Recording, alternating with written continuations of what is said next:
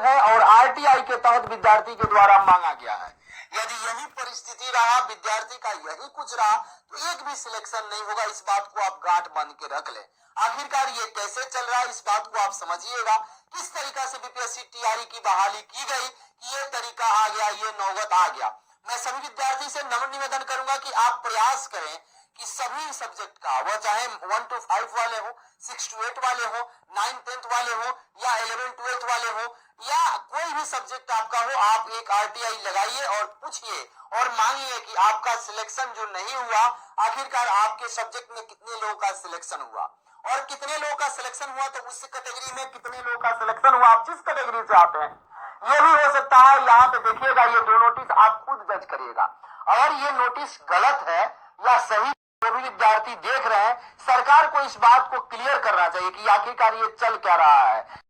अधिक से अधिक लोगों का जो चल रहा है, जहाँ 6 लाख कहने का अर्थ हुआ 6 लाख प्रमाण पत्रों का और 68,000 शिक्षक लोगों का जो जांच चल रहा है, वो क्यों जांच चल रहा है, क्या कारण है, उत्तर लिया जा रहा है। जांच हो रहा है तो वो बाहर हो रहे हैं, तो उनके जगह पर क्या कुछ होगा, सब कुछ देखिएगा। पहले से सबसे पहले आप देखिएगा, वो चाहे टीआरई 1 का मामला हो, बहुत सारे विद्यार्थी बोलते थे कि विद्यार्थी है वो कुछ नहीं कर रहे हैं, वो चुपचाप बैठे हुए हैं। आपको बैठना ही है, कम से कम आप पढ़ाई करिए और अपना अपना आरटीआई के तहत ये डिमांड करिए कि आपका जो सब्जेक्ट था, आप एससी कैटेगरी से आते हैं तो कितना लोग का सिलेक्शन हुआ, वो कौन सा लोग है उसकी लिस्ट दी जाए। उससे कंफर्म हो जाएगा कि क्या एससी कैटेगरी में भी बाहर के लोग आ गए, क्या ईबीसी कैटेगरी में भी बाहर के लोग आ गए, क्या बीसी कैटेगरी में भी बाहर के लोग आ गए, क्या महिला में भी बाहर की महिला आ गई। इन सारे आंकड़ा आपको मैं एक एक करके और टीआरई 3 बहुत सारे विद्यार्थी ये सोच रहे हैं कुछ नहीं होगा, बहुत कुछ होगा।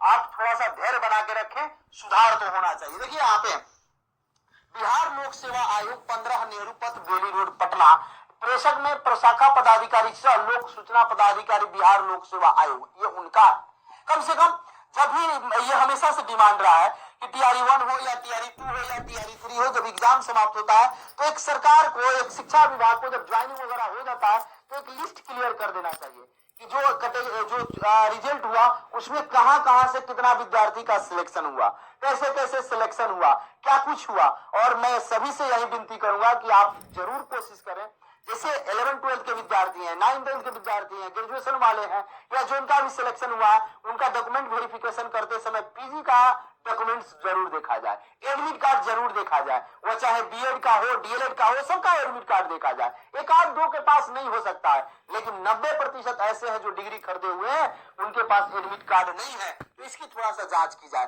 वाटर मार्क्स विद्यार्थी ये कह रहे हैं कि रीओपन हो जाए, हम अपलोड कर दें, कर देना चाहिए, अच्छी बात है, लेकिन वो उनकी गलती नहीं है, नया डॉक्यूमेंट्स उनको अपलोड करना है। अरे भाई आप एक डेबिट बना के ऑफलाइन अपलोड कीजिए, ऑनलाइन जो है उसको रहने दीजिए, ऑफलाइन अपलोड कीजिए। आधार कार्ड चेक किया जाता है, देख लीजिए वो कहाँ के निवासी है, क्लियर हो जाएगा। पापा है बाहर के निवासी, अब बेटा बन जा रहा है बिहार के निवासी, बिहार की कैसे संभव है। माता पिता तो यहाँ के निवासी होंगे, ठीक है, बाहर जॉब करते हैं, कितना लोग को बिहार के बाहर नौकरी हुआ है, सरकारी नौकरी कितना लोग का होगा, 90% वैसे आ जा रहा है। ये आंकड़ा मेरा नहीं है, ये आंकड़ा आरटीआई सूचना का अधिकार अधिनियम 2005 के तहत यथा सूचना उपलब्ध कराने के संबंध में विषय दिनांक 17/12 इतना का 2017 विषय विज्ञापन संख्या 22/2024 अधीन विद्यालय अध्यापक के पुनर्परीक्षा के संबंध में। देखिए हिंदी के अंतर्गत दिव्यांग के आधार पर सफल 16 अभ्यर्थी हुए। विषयवार देखिए, बिहार के कुल 3 पुरुष अभ्यर्थी सफल हुए, बिहार की महिला 1 सफल हुई, अन्य राज्य के पुरुष 9 सफल हुए, अन्य राज्य की महिला 3 सफल हो गए। ऐसे कैसे होगा। दिव्यांग ये कहता है कि दिव्यांग लोगों को आरक्षण उस क्षेत्र के जन्मे लोगों को ही दिया जाएगा, खुलासा करना चाहिए, मेरा मानना ये। अब ये आइए जनरल का है, ये तो दिव्यांग लोगों का हो गया, ये जनरल का है। देखिए यहाँ पे सूचना का अधिकार अधिनियम 2005 के अंतर्गत वांछित सूचना उपलब्ध कराने के संबंध में, और सूचना के उपलब्ध कराने के संबंध में क्या है देखिएगा, आईडी संख्या भी दिया गया है, सब कुछ दिया गया है। उपयोग विषय दिनांक 20/12/2024, यानी ये आप देखिएगा डेट कब का है तो 10/1/2025 का ये है। ये डेट आप देखिएगा तो 15/1/2025 का है, यानी कि 25 वाला है, ऐसा नहीं है कि मैं पुराना दिखा दे रहा हूं आपको। अब यहाँ पे देखिए क्या कुछ मामला है, थोड़ा देखिएगा।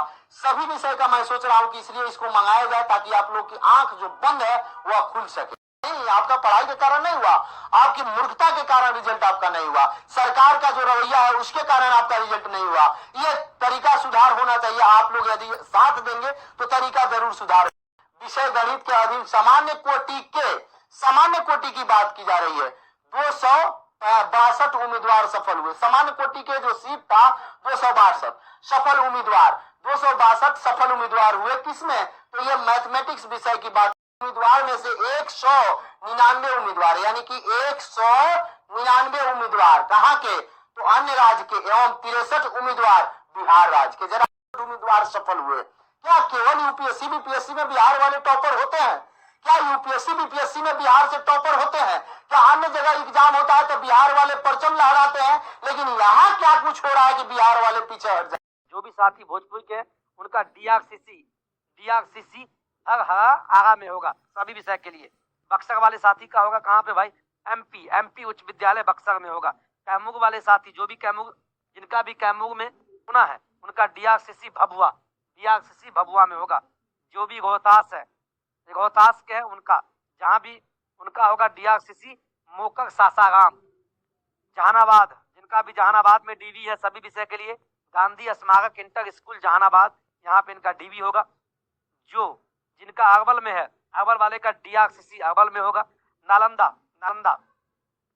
नालंदा डीआरसीसी, जो भी नालंदा का दो दिख रहा है, पता नहीं क्यों, कंफ्यूजन, ध्यान दीजिएगा। जीएनकेटी